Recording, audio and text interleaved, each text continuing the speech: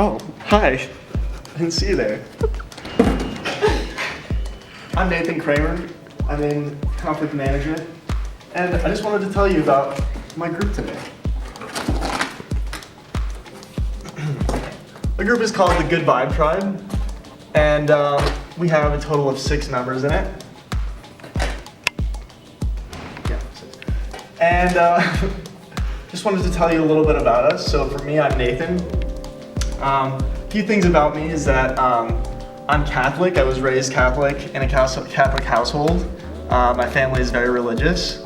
Also very funny is that I'm also gay, and same with my sister. So we're a gay Catholic family, very religious, but also very open-minded and accepting of a lot of people's differences. And then on top of that, I'm also Honduran and American. So I have a Hispanic culture in my ethnicity. And so for me, that's it's kind of a way to look at different cultures in a different way and being able to see something that's a little bit not the norm. And I appreciate the differences that I have. So also I wanted to introduce you to Zaria. Zaria isn't here with us right now, but I just wanted to give her a little intro. She's from Jacksonville, Florida, as you can see, the beautiful skyline. Zaria is a big advocate for the natural hair movement, which is a staple in the African American communities. And then also there is her African American influences, which are people that she looks up to. And I'm just going to pass it off to Caroline, which is another one of our group members. And she's going to introduce herself and also Kiara. Yes. This is a picture of me, my mom, and my sister, my family. They mean a lot to me. I'm from Jacksonville, Florida. I moved there when I was 12 years old from Memphis, Tennessee, so I feel like I grew up there and it's a big part of me. And then I have the little Irish symbol. A lot of my family is from Ireland. And now we'll go on to Kiara. She's up here. She has a big Puerto Rican family, as you can see in this picture. Over here is just a picture of Puerto Rico. And over here is a picture of her and her fiance. They're getting married next January, so they're really excited about that. And so now I'll leave it to Hannah to explain hers. Oh, hello. Okay, so my name's Hannah Bollinger, and this is a picture of my cat Nico. I am a crazy cat lady. I have 3 cats in total in a 1-bedroom, 1-bathroom apartment. My landlord absolutely loves me. This is a picture of a Native American girl, because I am Native American and I'm a girl. And then this is a picture of a symphony orchestra, specifically the bass section, because I play the double bass and actually went to a art school for high school because I guess I'm good at it. And then this is Cassandra's project. This is Cassandra's portion of the project. This is a German flag because Cassandra is predominantly German. This is a picture of New York City. Cassandra's family is from New York City, and she loves New York City. And this is a picture of a dinner table because Cassandra's family always has dinner together with no cell phones, and that is one of her favorite parts of her family. So, everybody has conflict. A lot of different ways that we deal with conflict are just some innate things that we have. We actually did a test that showed us which types of styles that we predominantly use. The majority in our group was integrating or collaborating. And the reason why I chose this graphic to go along with it is because collaborating really revolves around teamwork. And on a seesaw, you don't go up and down unless you have teamwork, unless you have another person on the other side helping you out. The other types of conflict styles are competing or dominating.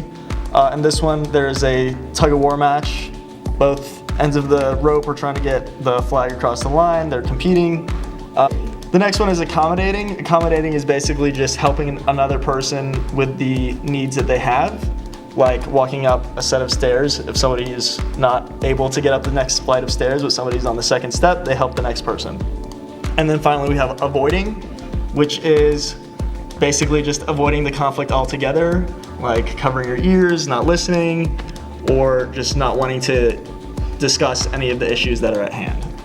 So, All right, and with that, I'm gonna pass it off to Zaria, and she's going to explain to you guys our metaphor that we created to embody what conflict is and how we can resolve it.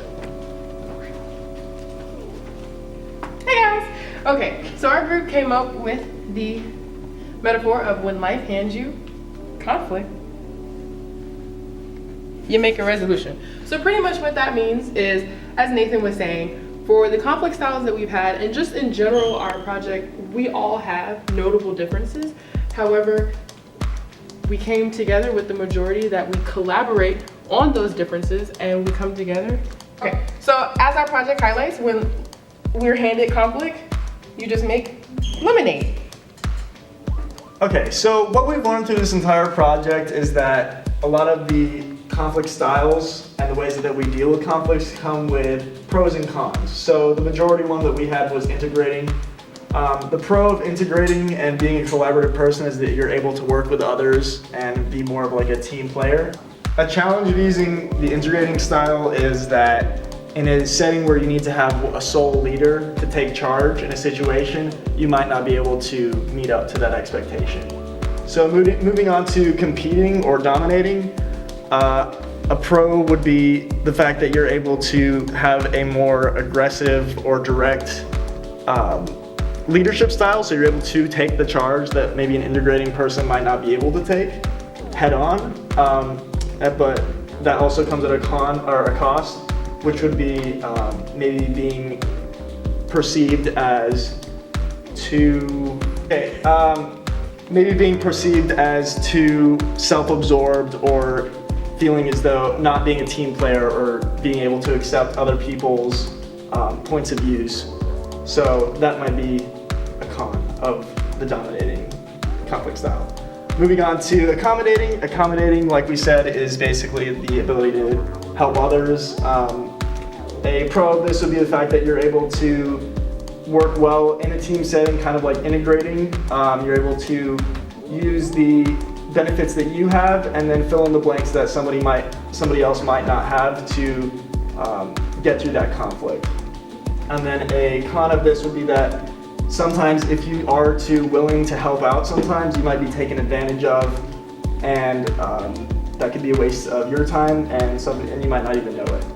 So moving on to the avoiding conflict style. Avoiding is basically just, it's good in the fact that you can kind of just block out the conflict at hand and not have to really address it at the moment. The con of that would be the fact that you're wasting time in putting that conflict off and not dealing with it as soon as possible. So, I mean, it's kind of like if you're putting a test off or an assignment off, like just blocking it out up until the last minute, you're still gonna have to eventually do that assignment. So these are just the different conflict styles and ways that we all deal with them. So as a whole, like we said, conflict, when life gives you conflict, make a resolution. oh man. Make the lemonade!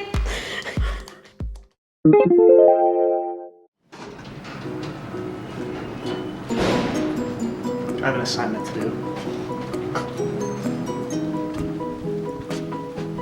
Hi, I'm Nathan Kramer. I'm in conflict. Yep. A con of being an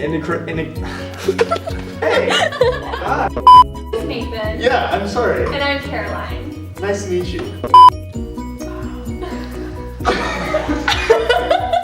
Sorry, boy. Ta-da! So we kind of based that off of the quote, when life hands you lemonade, lemons make lemonade.